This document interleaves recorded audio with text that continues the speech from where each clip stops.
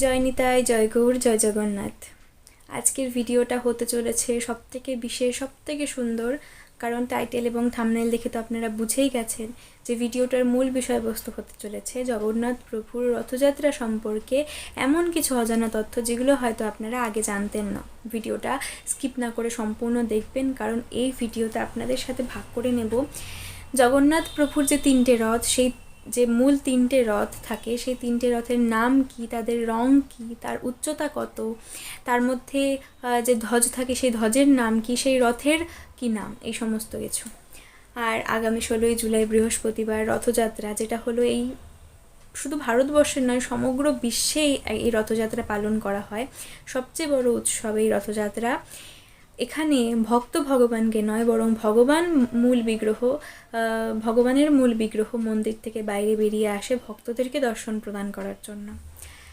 জগন্নাথ প্রভু এখন তো অনসরকালে রয়েছেন, তিনি অসুস্থতার লীলা করছেন। অসুস্থ কখনোই বলা যাবে না, কারণ ভগবানের শরীর দিব্য চিন্ময়, তিনি আমাদের মতন জড়রোগে আক্রান্ত হন না, কিন্তু তিনি অসুস্থতার লীলা করছেন।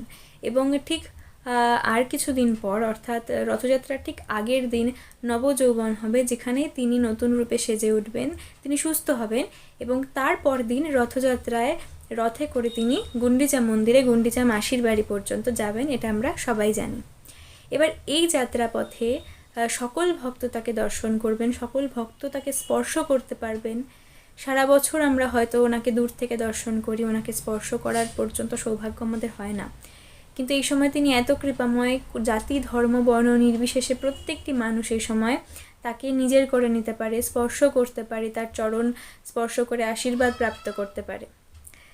তো এই যে শ্রীমন্দিরে, অর্থাৎ যে মূল মন্দিরে জগন্নাথ প্রভুর নীলাচল পুরীধামের যে মন্দিরে যে রথযাত্রা হয়, সেই রথযাত্রায় মোট তিনটে রথ থাকে, সেটা আমরা সবাই জানি। প্রথমেই থাকে বলভদ্রদেবের রথ, তারপর দেবী সুভদ্রার রথ, এবং অন্তিমে থাকে, পেছনে থাকে জগন্নাথ প্রভুর রথ। তাহলে বলভদ্রদেবের রথের থেকেই আমরা শুরু করি। এই বলভদ্রদেবের রথের নাম হলো তালধ্বজ, এবং এই রথের উচ্চতা হলো 13.2 মিটার। এই রথের সামনে যে চারটে অশ্ব থাকে বা ঘোড়া থাকে, তাদের গায়ের বর্ণ হলো কালো রঙের। আর এই রথ তৈরি করতে মোট যে কাঠ যে লাগে, ছোট বড় কাঠ, সেগুলোর সংখ্যা হলো 763। এই রথের রং হয় লাল এবং সবুজ রঙের, যাতে দেখলে আমরা চিনতে পারি যে এটা বলভদ্রদেবের রথ। এবং এই রথের যে পার্শ্ব দেবতা, তারা হলেন গণেশ, কার্তিক, সর্বমঙ্গলা, প্রলব্ধ, হলায়ুধ, মহেশ্বর প্রমুখ আদি। এই রথের চাকা থাকে মোট 14টি। এবার দেবী সুভদ্রার রথ। দেবী সুভদ্রার রথের নাম হলো দেবদলন বা দর্পদলন। এই রথটির উচ্চতা হয় 12.9 মিটার। এতে মোট 593টি ছোট বড় কাঠের টুকরো থাকে। এই রথের চাকার সংখ্যা হলো 12টি, এবং এই রথের ধ্বজের নাম হলো নাদানবিক। এই রথটিতে দুটো পাখি থাকে পাশাপাশি, যাদের নাম হলো শ্রুতি ও স্মৃতি। এবং এই রথের যে সামনে ঘোড়া থাকে চারটে, তাদের গায়ের বর্ণ হলো বাদামি বর্ণ বা সাদা ও কালো বর্ণ মেশানো। এবং অন্তিমে জগন্নাথ প্রভুর রথ। জগন্নাথ প্রভুর রথের নাম হলো নন্দীঘোষ বা নান্দিঘোষ। এই রথ তৈরি করতে মোট 832টি কাঠ লাগে, এবং এই রথের উচ্চতা হলো 13.5 মিটার। এই রথে মোট 16টি চাকা থাকে। আর এই রথের যে ধ্বজ, তার নাম হলো ত্রৈলোক্য মোহিনী। আর এই রথে ধ্বজের নিচে একটি দিব্য কলস থাকে, যার নাম হলো হিরণ্ময়। এই রথটির বর্ণ হলো লাল এবং হলুদ রং। আর এই রথের সামনে যে চারটে অশ্ব থাকে, তাদের রং হলো শ্বেত বা সাদা। এই হলো তিনটে রথের বিশেষ বর্ণনা। এবার আমরা জানবো যে এই রথের মূল উদ্দেশ্য কী, কেন প্রভু এই রথে করে বাইরে বেরিয়ে আসেন, কেন এই রথযাত্রা অনুষ্ঠিত হয়। প্রথমত আমরা কি জানি যে কোনো ব্যক্তি যদি অসুস্থ হন, বা আমরা যদি অসুস্থ হই, আমাদের শারীরিক কোনো অসুস্থতা থাকে, তাহলে আমরা ডাক্তারের কাছে যাই, চিকিৎসকের কাছে যাই সুস্থ হওয়ার জন্য। কিন্তু কোনো সময় যদি আমরা এতটাই অসুস্থ হই যে আমরা সেই ডাক্তারের কাছে পর্যন্ত যেতে পারছি না, বা আমাদের যাওয়ার ইচ্ছে নেই, তখন কি হয়? তখন ডাক্তার নিজে আসেন ঘরে আমাদেরকে পরীক্ষণ করার জন্য বা চিকিৎসা করার জন্য।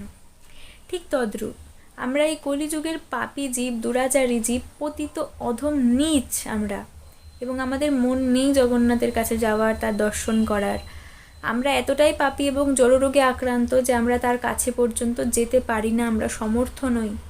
তাই প্রভু নিজে বেরিয়ে আসেন বাইরে এবং রথে করে মাসির বাড়ি যাওয়ার পথে ওনার দৃষ্টি, ওনার দিব্য চিন্ময় দৃষ্টি যত দূর পর্যন্ত ছড়িয়ে পড়ে, যেই যেই ব্যক্তির প্রতি পড়ে তারা প্রত্যেকে পাপমুক্ত হন, সেই প্রত্যেকটি স্থান পবিত্র হয় যেই স্থানে তার দৃষ্টি পড়ে। তাই এই রথযাত্রায় আপনারা অবশ্যই চেষ্টা করবেন, যারা শ্রী নীলাচল পুরীধামে যেতে পারছেন বা সেই সৌভাগ্য হয়েছে তাদের প্রচুর কৃপা। তবে যারা পারেননি তারা উদাস হবেন না বা নিরাশ হবেন না। জগন্নাথ প্রভু নিজেই বলেছেন যে কেউ যদি ভিড়ের কারণে কিংবা কোনো অসুবিধার কারণে মূল মন্দিরের রথযাত্রায় সম্মিলিত নাও হতে পারে, তাদের নিজেদের এলাকায় যে ছোট রথ হবে সেই ছোট রথেও যদি তারা সম্মিলিত হয়, সেই রথের দড়ি যদি তারা স্পর্শ করেন তবে সমান ফল লাভ করবেন। তাই এই বছর রথযাত্রায় আমরা সবাই নিজের ঘরের থেকে বাইরে বেরিয়ে এসে জগন্নাথ প্রভুর দর্শন করতে এগিয়ে আসব, তার রথের দড়ি স্পর্শ করে তাকে মাসির বাড়ি পর্যন্ত পৌঁছে দেব এবং ওনার এই আনন্দে আমরাও সম্মিলিত হয়ে ওনার আনন্দকে আরও বর্ধিত করব। জয় নিতাই, জয় গৌর, জয় জগন্নাথ।